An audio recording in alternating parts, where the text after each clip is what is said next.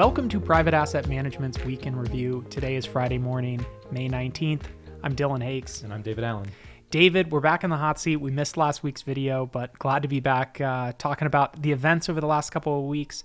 The big event the big piece of news that everybody sort of seems to be talking about, we hear a lot about it from clients, and it's in the news both from markets and the political sphere, the debt ceiling. This is something that we had, previous weeks we had highlighted. We're kind of into the heart of politicians from both sides have been in the heat of talks and going through things. Where do we stand on the U.S. defaulting on its debt and raising the debt ceiling? Well, I do think there's been a little bit of progress in terms of the debt ceiling since our last video a couple of weeks ago. Both sides have been meeting for negotiations. There have been some, individual members from each camp that are now meeting to negotiate and try to find some common ground. And it looks like there is a bit of give and take in terms of some of the reductions in spending and some work requirements for government programs that Republicans would want, as well as some of the things that the Democrats want on from their side. So I think we're getting closer and closer. Obviously, that June 1st is sort of the presumed X date at this point. And so we will have not that much time left to make a deal potentially. So I think there's going to be some more movement over the next week or so, and eventually still think we're going to end up at a deal. Both sides are pretty clear that they think that a default is just not an option, and so I think they're going to eventually, though it'll probably come down to the last minute, they'll eventually reach a deal. I think it's encouraging that obviously it sounds like you think we are going to get a deal. We've heard from President Biden came out, thought there was made a comment that he thought a deal was going to get done and that a deal was going to be reached. There still are a lot of people that are concerned that things could change very quickly and we could head back down towards the path where each side can't agree and we end up in default. You think it's likely that we avoid that, but assuming that we do head down that path and we do end up in some sort of default, what would that look like? How would markets react? What would the functionality be of the U.S. not being able to pay its bills? Well, it would be. I don't think catastrophic is not too strong of a term. We would certainly have sort of in the lead up to, as we got closer and closer to that X date, more and more volatility in equity markets as well as fixed income markets, and then beyond that point, it's hard to fathom really. Because the U.S. Treasury is seen as a risk-free asset, and if it was clear that was no longer the case, how the rest of pricing in financial markets would occur is a little bit unknown. So I think the politicians and obviously the people that are advising them are well aware of that, and I think that's why we've seen them try to communicate very clearly that they understand that that's not really an option, that there really can't be a scenario where we don't reach a deal. So that is why the potentially catastrophic consequences of not reaching a deal. I think that's one of the most important things to keep in mind when you're being optimistic about them eventually reaching a deal. There's really just not an option to not reach one. So we've talked about this in some of our weekly meetings, and you've brought to our team's attention a plan that the Treasury laid out back in 2011, which was the last time that this came around, and it was a prioritization that the Treasury had laid out for which payments theoretically would be prioritized in the event that they didn't have enough cash to make all their payments. One of the things the Treasury came out then was with the idea that they may stop some social payments being the first things to be cut. Things like Social Security checks just wouldn't go out. Talk to us about why that could be actually encouraging about, and maybe discourage a prolonged default if the first thing they cut are Social Security checks. Right. So basically what you're talking about is the idea that the Treasury would prioritize payments on the debt over other things that are going out, including, payments to government contractors, payments to government workers, and then probably most importantly, benefits, Social Security benefits going out. That is obviously the idea of Social Security beneficiaries not receiving those payments is politically, very unpalatable to both sides. And so I don't think either are going to be sort of interested in, coming to the brink of that or perhaps reaching that point. That's one of the sort of behind the scenes, one of the characteristics of this debate that is sort of motivating us towards a deal is that if the Treasury were to do that, using the debt ceiling as avoiding default as a way to justify that decision, obviously there's going to be pretty severe political consequences for both sides coming from that. So I think that risk is also one of the things that's pushing us towards an eventual agreement. I completely agree. I think that if we get to the point where Social Security checks or benefits don't go out, I think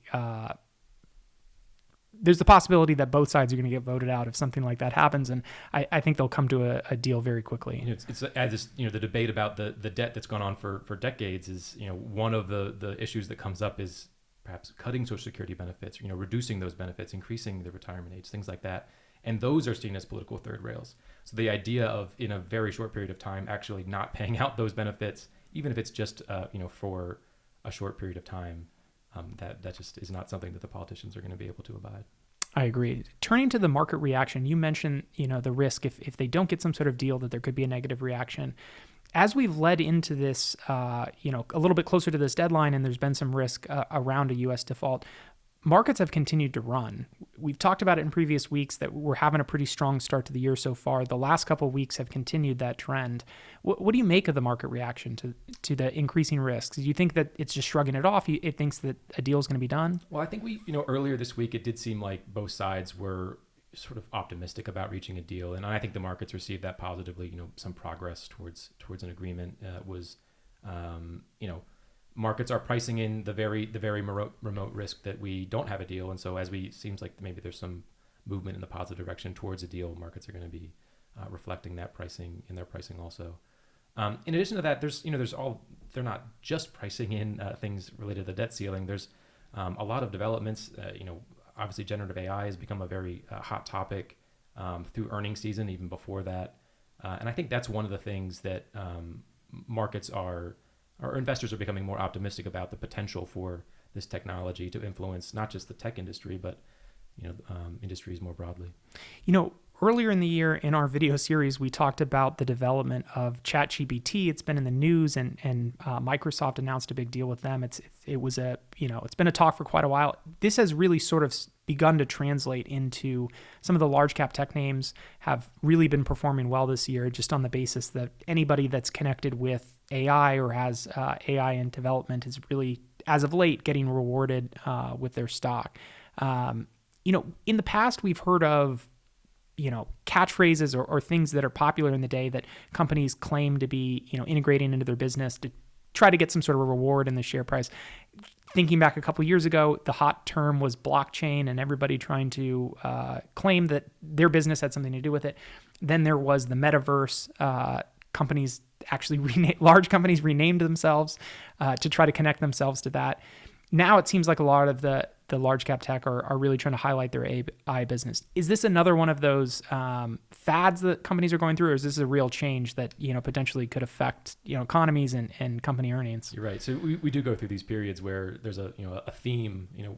We're just sort of at the tail end of the most recent earnings season, and as you're going through management statements about their operations, you really couldn't escape one of those without some mention of generative AI, and that does sort of harken back to discussions about the metaverse or blockchain and things like that. I think you're right.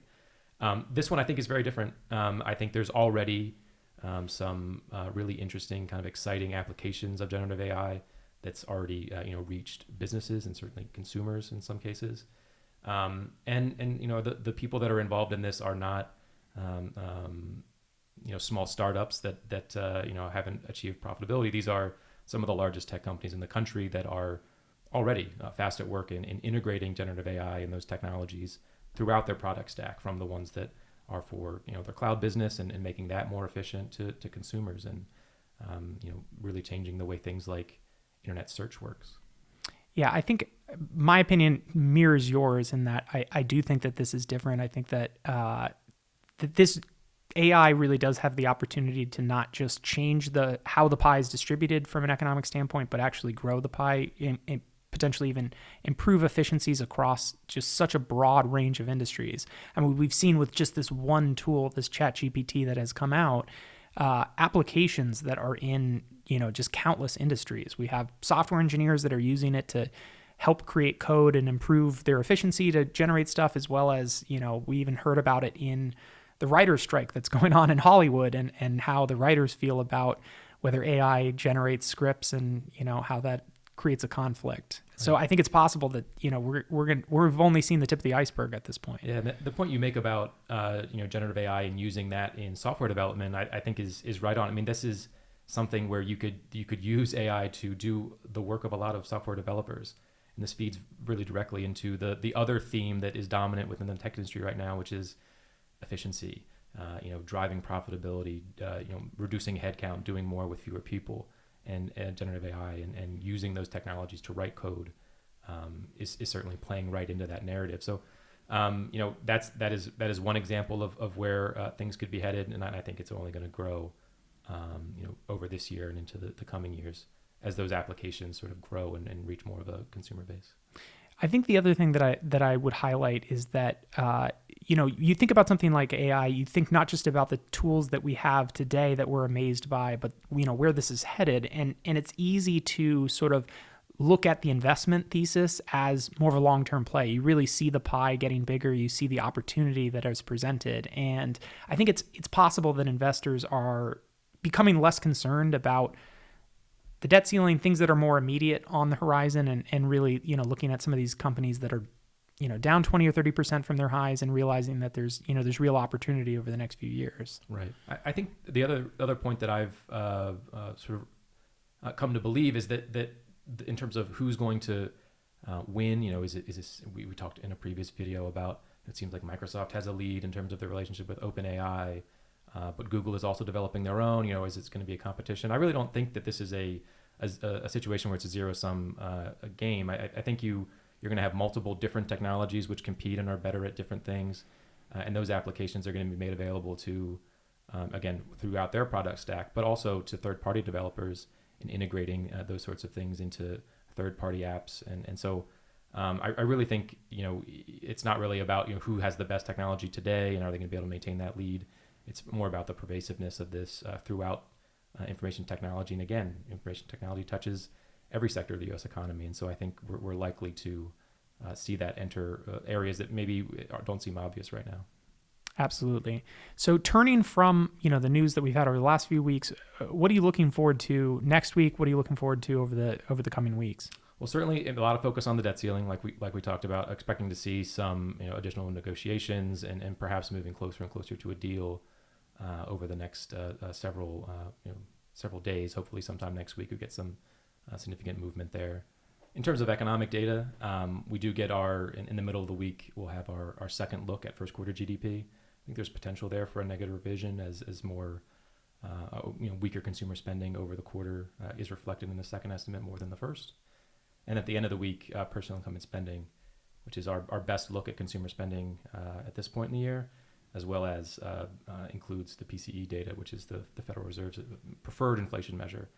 And so both of those are likely to be important to the Fed's decision making ahead of the next meeting. Absolutely. I think we'll look forward to that. I think everybody's going to be watching the debt ceiling, so hopefully they get a deal and we can be done with talking about this for at least a few more years. I want to thank everybody for joining Private Asset Management's Week in Review. We will see everybody next week.